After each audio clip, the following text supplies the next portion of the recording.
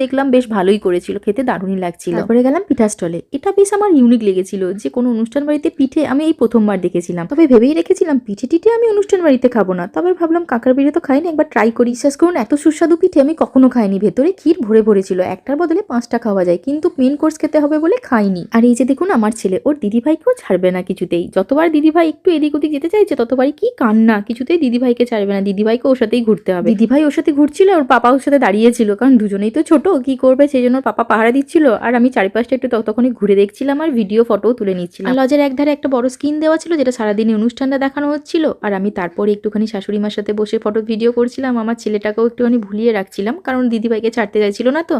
তারপরে আমরা ডিনারটা করিনি, কারণ অনেক রাতও হয়ে যাচ্ছিল, আর তার সাথে সাথে ঠান্ডাটাও বাড়ছিল, কারণ ছেলেটার অলরেডি ঠান্ডাটা লেগেই ছিল। তো আমরা বাড়ি ফিরবো বলে ডিনারটাও করিনি। আর এই যে হচ্ছে মেনু কার্ড, যা যা ডিনারে করেছিলাম। তবে বিশেষ কিছু খেতে পারিনি, কারণ স্টলে খেয়ে পেট অলরেডি ভরাই ছিল। তো চলুন টাটা, সবাই ভালো থাকবেন, সুস্থ থাকবেন।